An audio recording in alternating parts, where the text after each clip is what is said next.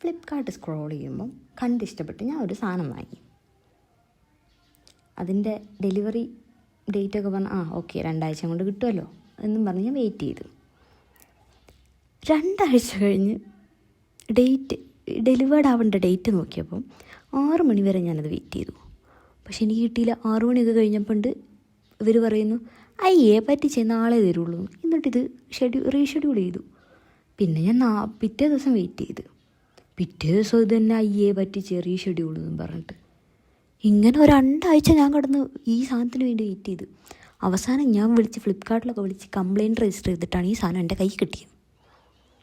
എന്തായാലും കിട്ടിയല്ലോ എന്ന് വിചാരിച്ച് സാധനം വേഗം ഓപ്പൺ ചെയ്തപ്പം സാധനം നല്ലതാണ് കേട്ടോ. ആ ഒരു ബോക്സ് ആണെങ്കിലും ബീഡ്സ് ആണെങ്കിലും എല്ലാം നല്ല ഇതുണ്ട്. കുറേ ചാംസ് ഉണ്ട്, കുറേ ഗോൾഡൻ ബീഡ്സ് ഉണ്ട്, ജം റിങ്സ് ഉണ്ട്, ഹുക്സ് ഉണ്ട്, കട്ട് ബീഡ്സ് ഉണ്ട്, നോർമൽ ബീഡ്സ് ഉണ്ട്, ക്രിസ്റ്റൽ അങ്ങനത്തെ കുറേ ബീഡ്സ് ഉണ്ട്. ഒരു ബ്രേസ്ലെറ്റൊക്കെ ഉണ്ടാക്കാൻ പറ്റുന്ന ഒരു എലാസ്റ്റിക് ഉണ്ട്, ഒരു സിസറും ഉണ്ട്.